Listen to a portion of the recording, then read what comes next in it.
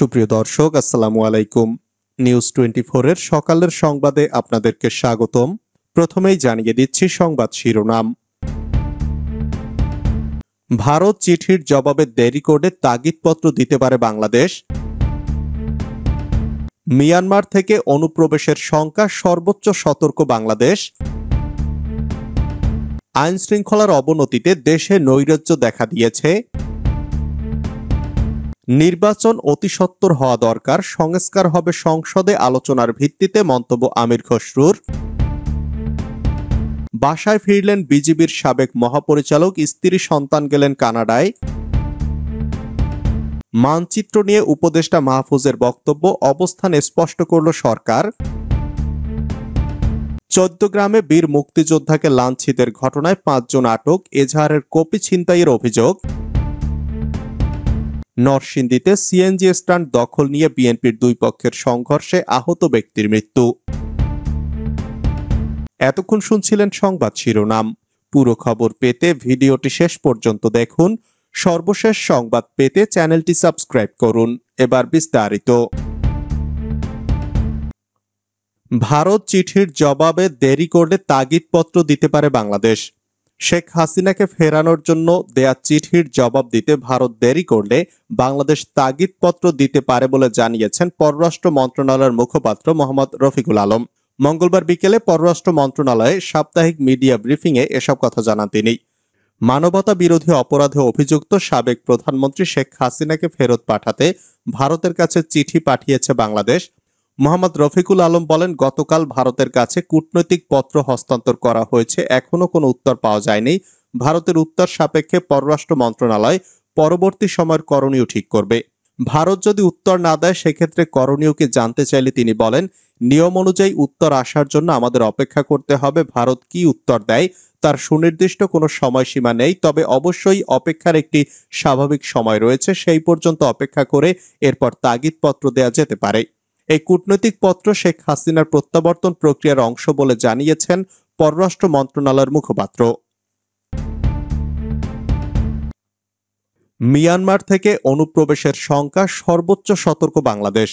Myanmar থেকে নতুন করে বাংলাদেশে অবৈধ অনুপ্রবেশের বিষয়ে বিভিন্ন দিক থেকে শঙ্কা করা হচ্ছে বলে জানিয়েছেন পররাষ্ট্র মন্ত্রণালয়ের জনকূটনীতি বিভাগের মহাপরিচালক ও মুখপাত্র মোহাম্মদ রফিকুল আলম। এ বিষয়ে বাংলাদেশ সর্বোচ্চ সতর্ক অবস্থান রয়েছে বলেও জানান তিনি। মঙ্গলবার বিকেলে পররাষ্ট্র মন্ত্রণালয় আয়োজিত সাপ্তাহিক ব্রিফিংয়ে তিনি এসব কথা জানান। তিনি বলেন, গত 8 ডিসেম্বর আরাকান আর্মি রাখাইন রাজ্যের মংডু শহর দখল করে। এ নিয়ে 17টির মধ্যে 13টি শহর আরাকান আর্মি নিয়ন্ত্রণে নিয়েছে। মিয়ানমারের রাখাইন রাজ্যে চলমান সংঘাত ক্রমবর্ধমান। এ প্রেক্ষিতে নতুন করে মিয়ানমার থেকে বাংলাদেশে অবৈধ অনুপ্রবেশের বিষয়ে বিভিন্ন দিক থেকে শঙ্কা করা হচ্ছে। নতুন করে বাংলাদেশে অনুপ্রবেশ ঠেকাতে বিজিবি সহ বাংলাদেশ সরকারের সংশ্লিষ্ট সব সংস্থা এ বিষয়ে সর্বোচ্চ ও যথাযথ সতর্ক অবস্থানে রয়েছে।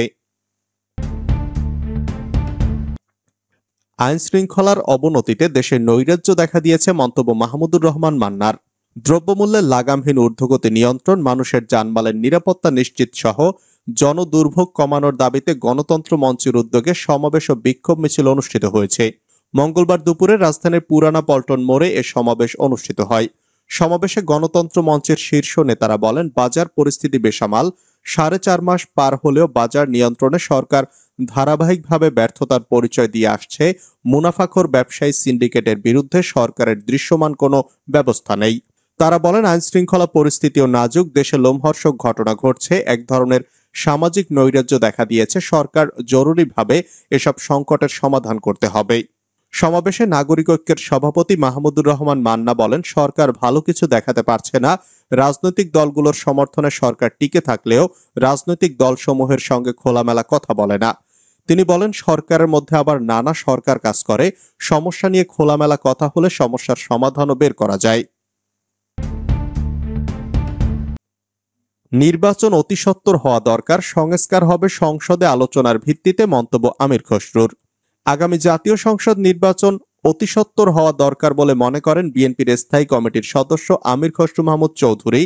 তিনি বলেছেন, সংস্কার করতে হবে সংসদে, জনগণের নির্বাচিত সংসদে আলোচনার ভিত্তিতে সেই সংস্কার হবে। মঙ্গলবার বিকেলে গুলশানের কার্যালয় গণ অধিকার পরিষদের সঙ্গে ৩১ দফার রাষ্ট্র কাঠামো সংস্কার প্রস্তাব, আগামী নির্বাচন সহ দেশের সামগ্রিক পরিস্থিতি নিয়ে মতবিনিময় শেষে আমির খসরু মাহমুদ চৌধুরী সাংবাদিকদের একথা বলেন।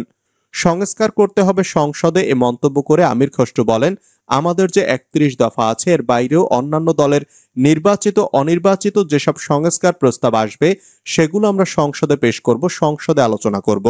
বর্তমানে অন্তর্বর্তী সরকারের মাধ্যমে যে সংস্কার কমিটিগুলো করা হয়েছে তারা যদি সংস্কারের প্রস্তাব করে যায় আগামী দিনের জন্য তাদের সংস্কার প্রস্তাবও আমরা সংসদে আলোচনা করব। সংসদ সেই সিদ্ধান্তগুলো নেবে আগামী দিনে জনগণের ম্যান্ডেটের পরিপ্রেক্ষিতে। বাসায় ফিরলেন বিজিবির সাবেক মহাপরিচালক, স্ত্রী সন্তান গেলেন কানাডায়। বর্ডার গার্ড বাংলাদেশের সাবেক মহাপরিচালক মইনুল ইসলাম বাসায় ফিরেছেন, তবে তার স্ত্রী ও সন্তান নির্ধারিত ফ্লাইটে কানাডার উদ্দেশ্যে রওনা দিয়েছেন। এ তথ্য নিশ্চিত করেছেন এসবি প্রধান অতিরিক্ত আইজিপি মোহাম্মদ গোলাম রসুল। তিনি সমকালকে বলেন, বিজিবির সাবেক মহাপরিচালক বিদেশ যাচ্ছেন না, তিনি বাসায় ফিরে গেছেন। বিডিআর বিদ্রোহের ঘটনা নিয়ে গঠিত কমিশন তার সঙ্গে কথা বলার আগ্রহ প্রকাশ করায় তাকে আপাতত বিদেশ না যেতে অনুরোধ করা হয়েছে। এ বিষয়ে বিজিবির সাবেক মহাপরিচালক মইনুল ইসলাম বলেন, কমিশন আমার সঙ্গে কথা বলবে এটি আমাকে আগে জানানো হয়নি। পূর্ব নির্ধারিত শিডিউল অনুযায়ী আজ আমি কানাডায় যাচ্ছিলাম। কানাডা যাওয়ার এই টিকিটটি করা হয় গত ১ আগস্ট। নির্ধারিত ফ্লাইটে আমার স্ত্রী সন্তান কানাডা চলে গেছেন বলেও জানান তিনি। মানচিত্র নিয়ে উপদেষ্টা মাহফুজের বক্তব্য, অবস্থান স্পষ্ট করল সরকার। বাংলাদেশের মানচিত্র নিয়ে সামাজিক যোগাযোগ মাধ্যম ফেসবুকে অন্তর্বর্তী সরকারের উপদেষ্টা মাহফুজ আলমের দেওয়া পোস্ট তার একান্ত ব্যক্তিগত মতামত। সেটি সরকারের মতামত নয় বলে জানিয়েছেন প্রধান উপদেষ্টার উপপ্রেস সচিব অপূর্ব জাহাঙ্গীর। মঙ্গলবার ঢাকায় ফরেন সার্ভিস একাডেমিতে আয়োজিত মিডিয়া ব্রিফিংয়ে অপূর্ব জাহাঙ্গীর বলেন, ফেসবুকে মাহফুজ আলমের দেওয়া পোস্ট তার ব্যক্তিগত মতামত, সেটি সরকারের মতামত নয়। গত ১৬ ডিসেম্বর বিজয় দিবসের রাতে উপদেষ্টা মাহফুজ আলম বাংলাদেশের মানচিত্র নিয়ে ফেসবুকে একটি পোস্ট দেন। কয়েক ঘন্টা পরে পোস্টটি ডিলিট করা হয়। সেই প্রসঙ্গ উল্লেখ করে অপূর্ব জাহাঙ্গীর বলেন, মাহফুজ আলম ১৬ ডিসেম্বর রাতে যে পোস্টটি দিয়েছিলেন পরে তিনি সেটি ডিলিট করেছেন। ১৪গ্রামে বীর মুক্তিযোদ্ধাকে লাঞ্ছিতের ঘটনায় ৫ জন আটক, এজাহারের কপি ছিনতাইয়ের অভিযোগ। কুমিল্লার ১৪গ্রামে বীর মুক্তিযোদ্ধা আব্দুল হাই কানুকে গলায় জুতার মালা পরিয়ে লাঞ্ছিত করার ঘটনায় জড়িত থাকার অভিযোগে ৫ জনকে আটক করেছে পুলিশ। ফেসবুকে ছড়িয়ে পড়া ভিডিও দেখে তাদের আটক করা হয়েছে বলে পুলিশ জানিয়েছে। তবে জুতার মালা পরানোর পর মুক্তিযোদ্ধাকে টানা হেঁচড়া করা প্রধান ২ অভিযুক্ত এখনো অধরা। মঙ্গলবার বিকেল ৪টার দিকে নিজ কার্যালয়ে প্রেস ব্রিফিং করে ১৪গ্রাম থানার ভারপ্রাপ্ত কর্মকর্তা এটিএম আক্তারুজ্জামান আটকের ব্যাপারে বিস্তারিত জানান। এ ঘটনায় বিকেল ৪:৩০ পর্যন্ত থানায় কোনো মামলা হয়নি। তবে মামলা করার জন্য এজাহার প্রস্তুত করে নিয়ে আসার সময় দুর্বৃত্তরা ছিনিয়ে নিয়েছে বলে ওই মুক্তিযোদ্ধা অভিযোগ করেছেন।